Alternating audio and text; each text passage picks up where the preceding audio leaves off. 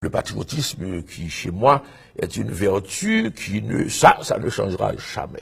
Je ne vois aucune mondialisation qui peut m'empêcher d'aimer Haïti, d'être fier d'être haïtien et de vouloir me consacrer au bien d'Haïti. Je le disais à un ami hier, on me posait la question, c'était avant hier à New York, écoutez, de même que le poète français Aragon, parlant de sa femme, de sa compagne Elsa, a écrit, pour dire qu'il l'aimait, a écrit un recueil de poèmes qui s'appelle Le Fou d'Elsa. Eh bien, moi, je suis le fou d'Haïti. Je suis comme ça. Personne ne peut plus me changer. Je suis haïtien jusqu'au bout de mes ongles. Donc, la tâche haïtienne est pour moi quelque chose de fondamental et je sens une responsabilité, tant que je vis, de donner quelque chose dans ce qui concerne Haïti.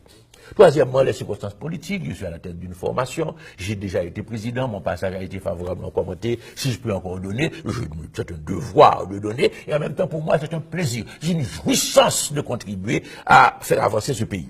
Ça, c'est le oui. Donc, oui, si les circonstances se présentent, et que mon parti me présente, je suis un homme de parti, ne l'oubliez pas. Je ne me suis pas présenté comme candidat à la présidence en Haïti.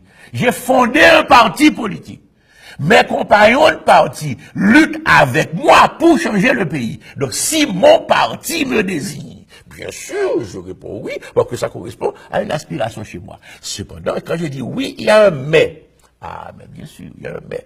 Nous n'allons pas accéder au pouvoir dans n'importe quelle condition. Écoutez, on ne recherche pas le pouvoir pour le pouvoir. Si je recherchais le pouvoir pour le pouvoir, j'aurais fait mes 5 ans d'abord. Parce que je savais ce qu'il fallait faire pour rester au pouvoir. Alors vous pensez que quand le général Nafi a commencé son coup d'État le mardi, je n'étais renversé que le dimanche, entre mardi et jeudi, je ne savais pas ce qu'il fallait faire pour rester au pouvoir.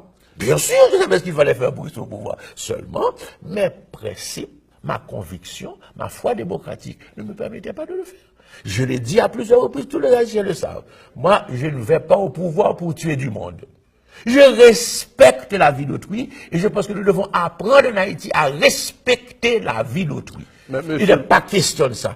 Ensuite, je pouvais l'exiler, bien sûr. La Constitution interdisait l'exil. Donc il me fallait, étant donné que je l'ai envoyé à la retraite et en résidence surveillée le vendredi soir, il me fallait attendre la semaine d'après pour négocier avec une ambassade étrangère et obtenir pour lui l'acceptation qu'il soit ambassadeur à l'étranger. Je comptais l'envoyer à un poste diplomatique à l'étranger. Ils nous ont renversé le dimanche.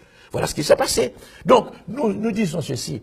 Il faut quand même que le pays enfin comprenne que nous devons arriver à une ère nouvelle, où l'on respecte la vie, où l'on respecte les droits, où l'on respecte les libertés, où on a l'état de droit. C'est dans cette condition qu'il faut gouverner Haïti. C'est dans cette condition, dans ce chemin qu'il faut mener Haïti. Avec nous, c'est clair que si nous devons aller à la bataille politique, c'est qu'il y a la possibilité de changer la vie, et nous prenons ce risque, nous nous combattons avec courage pour faire triompher cette possibilité. Mais si les conditions étaient telles qu'il fallait passer par les fourches codines d'une puissance étrangère qui choisit, il faut accepter ces conditions à l'avance pour être président, eh bien à ce moment-là, c'est évident que moi, personnellement, je ne suis pas l'homme d'un tel itinéraire pour venir au président de la République. Je pense que le peuple haïtien mérite qu'il y ait une équipe de gouvernement capable de penser aux problèmes haïtiens pour le bien haïtien,